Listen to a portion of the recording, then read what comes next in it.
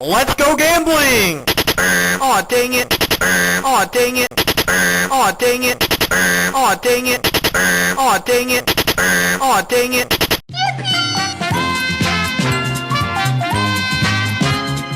Last year, my friend, Ventoaydo, or Ven, who's also my thumbnail artist, recommended a series known as Yeast. And I eventually played all the Yeast games with him on Discord, and I really enjoyed it.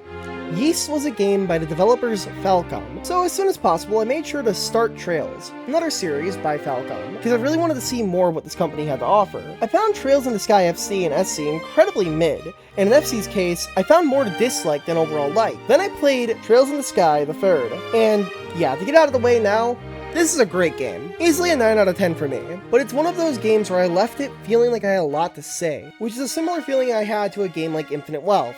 So keep in mind I'm going to attempt to be as spoiler-free as possible, so right off the bat the OST. While none of the songs here were able to reach the peaks of Slow Will for me, a lot of the songs were a consistent A tier, or even S tier for me.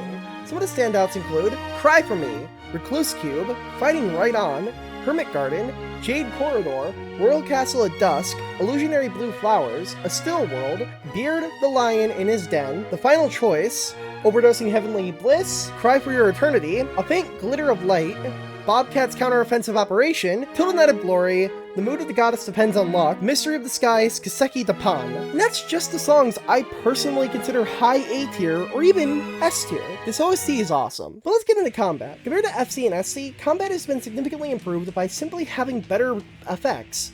First, explanation of combat. You can have up to 4 party members, every character has a basic attack, can use items, unique crafts, a unique S-craft, and arts.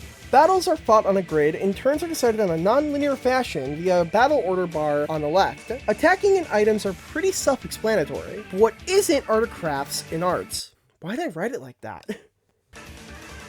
Crafts require craft points, do not abbreviate, and act as every character's unique actions that make them stand out. From what I have found, crafts that hit the area of effect tend to be better in every situation. An S-craft requires 100 craft points and is a very good super move. You can assign one character's S-craft to be an S-break, which once you have 100 craft points, can be used whenever in battle. However, the user of the S-break will have their next turn reset. Arts require orbments and EP, which is a different discussion, but basically they act as a magic that will guarantee to hit the opponent or even create a status. They, however, take 2 turns to even activate, making them risky. The game also has effects that can happen on any turn from getting healed to getting crits or even damage up. The third also includes a few new effects: EP healing, item drop, rush, guard, insta-kill, and vanish. Some of these effects are self-explanatory. Let me talk about the last 4 to make the game far better. In FC/SC, I never really used arts because crafts were just much better, and the 2-turn wait could never be justified to do it. And when you bring in impede attacks, arts often get cancelled before they can be used. Rush has to go again the very next turn, so using arts on these turns is an absolute great use of art, and letting me using arts much more often. Guard also makes it where you can't attack on that turn since the enemy will guard it.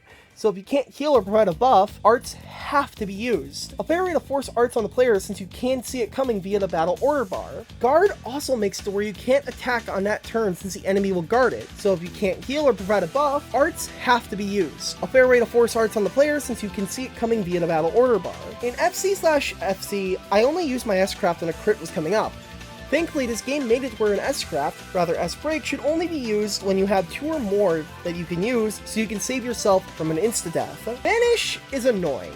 It makes whoever gets hit during that turn vanish from the map for a bit, which can help in big crowds, but it also gets rid of all EP from the person who gets hit, which can be really annoying when it happens to you. Definitely the worst addition to the game's combat by far. Combat is only one aspect of RPG. What about the world itself? Well, you aren't exploring the same map from FC/SC again. Instead, you are inside a single dungeon from the beginning of the game to the end of the game. The dungeon is split into 7 planes. The odd-numbered planes are all regular dungeons. The even-numbered planes take locations from the previous 2 games and turn them into dungeons. The second plane was definitely my favorite for its unique vibe and overall uniqueness given its place in the story, while the 6th plane was my least favorite due to it just being very badly paced. Although the 6th plane did have my favorite fight in the game, I won't go into spoilers, but it absolutely definitely earned its difficulty. I will say I have a personal issue with how money is handled in this game. You don't get money from encounters. Only doors and chests give them, as well as Sepith. You often have enough to buy weapons for 4 party members, but the game will expect you to have every party member keep up. I do think the way money is handled does betray that.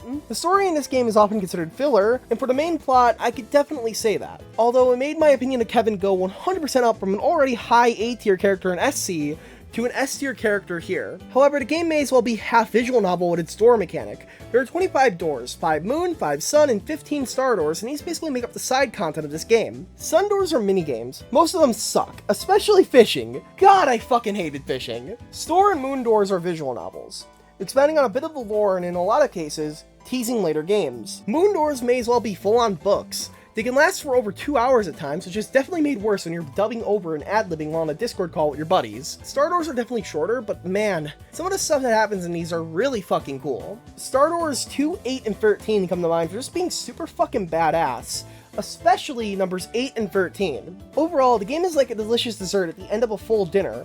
You could probably skip it, but then you wouldn't get the full experience. Once again, 9 out of 10. Star Door 15 was traumatizing.